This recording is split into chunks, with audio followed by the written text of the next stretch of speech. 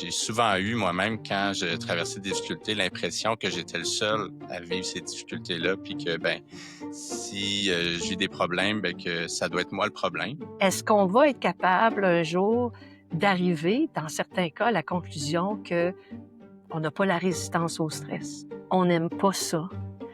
On parle toujours de dépression comme étant un dérèglement biologique ou d'épuisement professionnel ou d'anxiété, mais en stress, on n'est pas si sûr de ça, nous. C'est quoi une dépression? Une dépression, c'est votre corps et votre cerveau qui vous dit quelque chose depuis des mois, mais que vous ne voulez pas l'écouter. Puis à un moment donné, vous allez atteindre votre résistance, puis le cerveau va dire, bon, ben là, il y a de quoi tu n'as pas compris, là. Fait que là, je vais t'arrêter, parce que sinon, on va péter aux frettes les deux. Donc, c'est vraiment, il faut toujours voir ça, justement, comme des messages que notre cerveau nous envoie, qu'il y a un nœud et qu'il va falloir qu'on en parle. Et souvent, c'est même pas d'en parler aux autres, je trouve, le problème. C'est de se l'avouer à soi, d'abord et avant tout. Puis je dis souvent aux gens, si vous avez de la misère, parce que c'est stigmatisé d'en parler aux gens, dites-vous-le à voix haute une fois. Juste une fois. Faites juste ouvrir la porte.